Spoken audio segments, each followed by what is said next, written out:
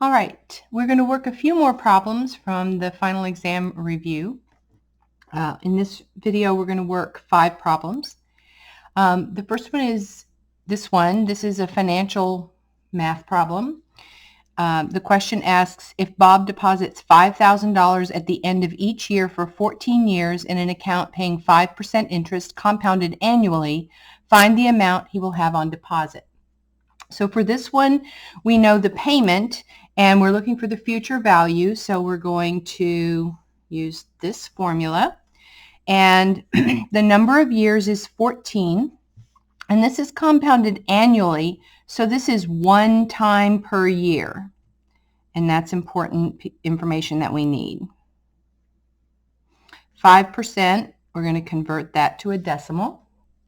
And this is the payment. So the future value, because it's asking how much he will have on deposit, so that's the future value, is going to be 5,000 times, and this is a fraction, we have 1 plus the interest rate, and in this formula, I is the interest rate divided by how many times it's compounded per year, but this is only once per year because it's done annually, so we don't have to divide it by anything, so this is 0.05.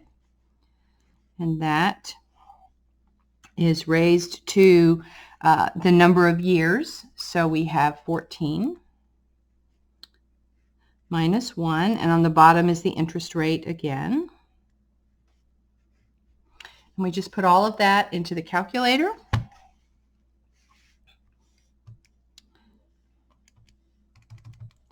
So we have 5,000 times, I'm going to make this a fraction, 1 plus 0.05 is 1.05, so I don't need to write that separately. That's raised to the 14th power minus 1. And on the bottom I have 0.05.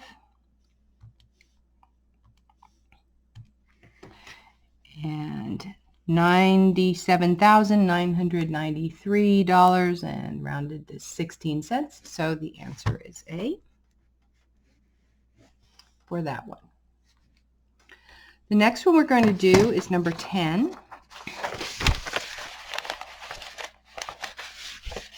And in this one, I have to tear off the page so we can see the question. Suppose the price of P bolts is related to the quantity Q that is demanded by P equals $630 minus 4Q to the second power, where Q is measured in hundreds of bolts. Suppose the supply function for bolts is given by P equals 4Q squared, where Q is the number of bolts in hundreds that are supplied at price P. Find the equilibrium price and round the answer to 2 decimal places. So in this one, we need to set these two equal to each other. The equilibrium price is where demand and supply are equal to each other.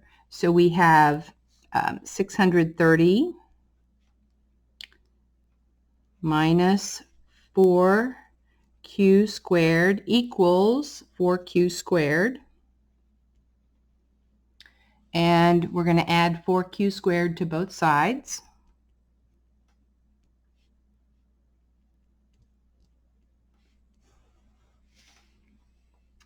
And then we have 630 equals 4Q squared plus 4Q squared, which is 8Q squared. So 630 equals 8Q squared. Divide both sides by 8. And do that on the calculator.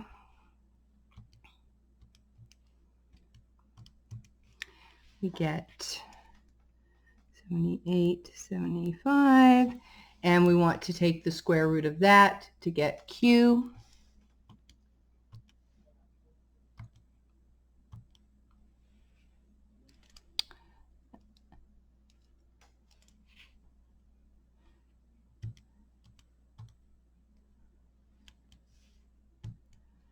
And we get this. I'm going to leave this in here because remember, we're not done here. So Q is the square root of 7875. But remember, we have to plug that back into one of these equations to see what the equilibrium price is, because that's what we're asked for. Q is the quantity. But I'm going to use this one. It looks a little simpler. So P is 4Q squared. Well, Q squared is 7875. I can just square this again to get back to that. So I have 4 times 7875,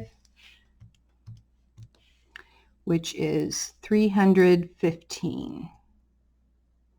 And that is B. So $315 is the equilibrium price. The next one we're going to look at is number 15. And number 15 I have already graphed here. This asks us to minimize, find the smallest possible value. The following objective function, this is the objective function, subject to the given constraints, find the corner points and state the minimum, and assume that x and y are both greater than or equal to 0. That means we're dealing with the first quadrant when we graph this. Our objective function is z equals 10x plus 4y, and these are the constraints. 2x plus y is greater than or equal to 8, and x plus 3y is greater than or equal to 9. So remember, in order to do this with a graph and find the corner points, we actually want to graph these inequalities.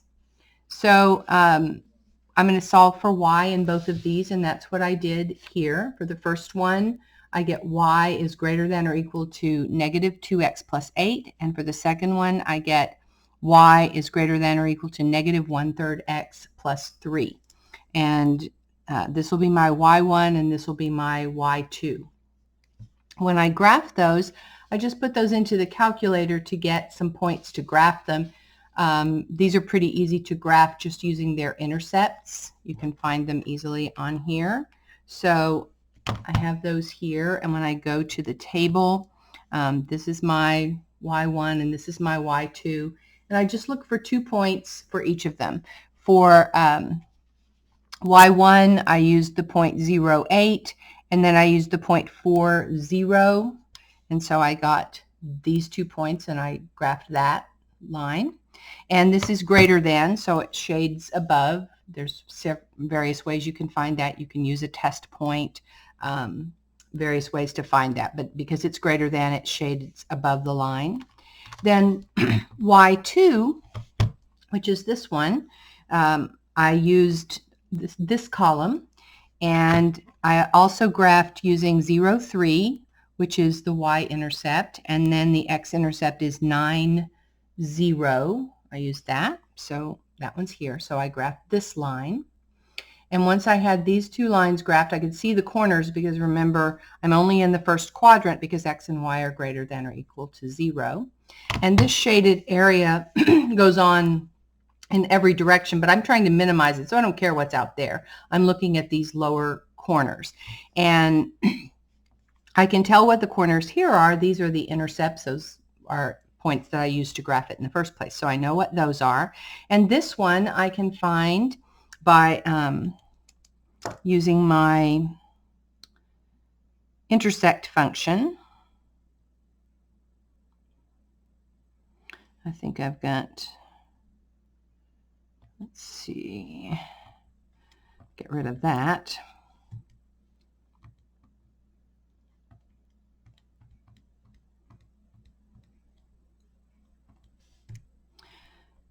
And I just need that point, and that's easy to find when I use the intersect function. So I'm looking for this point right here. So I'm going to do second, calculate, intersect, which is number 5, enter, enter, enter, and it tells me that that point is 3, 2. So I find that on here. So I have my 3 points, and what I do is plug those 3 values into my objective function and see which one gives me the smallest outcome. So if I plug in 0, 8, I get 32. When I plug in the 9, 0, I get 90. And when I plug in the 3, 2, I get 38. The minimum value is 32. So on this one, the answer is, where am I? A. The corner points, 0, 8, 9, 0, and 3, 2, and the minimum value is 32. The next one we're going to look at is number 16. And number 16 is just asking us to introduce slack variables as necessary and write the initial simplex tableau for the problem.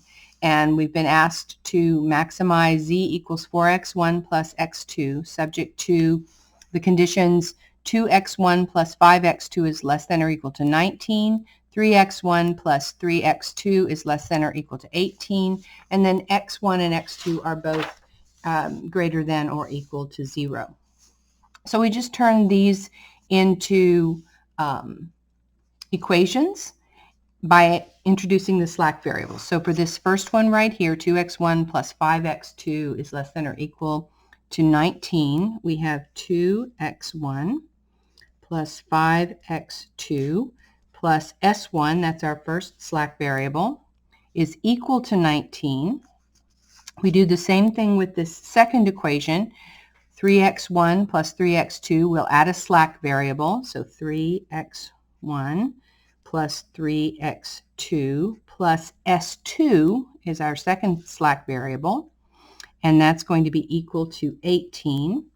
And then we need to solve this, move the 4x1 plus the x2, move those to the other side. So I'm going to have negative 4x1 plus negative x2 plus z equals 0.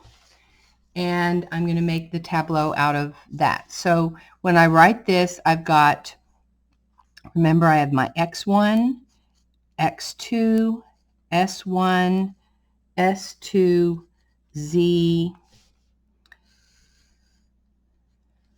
and this is what this will look like. I have 2,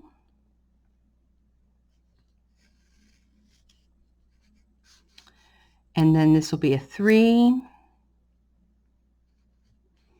and this will be a negative 4. For my x2, I have a 5, a 3, and a negative 1. For S1, this is the only one with an S1. These don't have any. The second equation is the only one with an S2, so there won't be one here. There will be a 1 here, and there'll be a 0 here. And then Z, the last equation, is the only one with a Z, so the others will be zeros. And then these numbers go along the side, 19, 18, and 0. And I look for the one that matches this. So I have 2, 3, negative 4, 5, 3, negative 1, 1, 0, 0, 0, 1, 0, 0, 0, 1, 19, 18, 0. So this is one. A is the one that matches what I'm looking for. The last question we're going to work in this one is number 17. And the question says, in deciding whether or not to set up a new manufacturing plant, analysts for a popcorn company have decided that a linear function is a reasonable estimation for the total cost, C of X, in dollars to produce X bags of microwave popcorn. They estimate the cost to produce 10,000 bags is $5,240. And the cost to produce 15,000 bags is $7,730. And we can make those into ordered pairs. Find the marginal cost of the bags of microwave popcorn to be produced in this plant. Remember, the marginal cost is the cost for each additional bag at this production value. So it's going to be the slope of the linear equation that they said a linear function is a good estimation. So the slope of that linear function is going to be the marginal cost. We don't even need the full equation. We just need the slope. And remember, it's the marginal cost of bags of microwave popcorn. So it's the cost per bag. So we want the cost over the bags, which makes sense because we've let the cost be y, and in the slope formula, the y's go on top and the x's go on the bottom. So all we need to do here is just 7,730 minus 5,240 over 15,000 minus 10,000. Put that into our calculator. And I have 7,730 minus 5,240. Those in parentheses divided by, and I have more parentheses, 15,000 minus 10,000. That's going to be 5,000. You might not even need to do that. And we get, something is wrong. What did I do wrong? Oh, minus 1,000. I got to do that over. I didn't put 10,000. So let's try it again. 7,730 minus 5,240 divided by, and this is going to be 5,000. So we get 0.498, or about 50 cents. So we have C. About 50 cents each.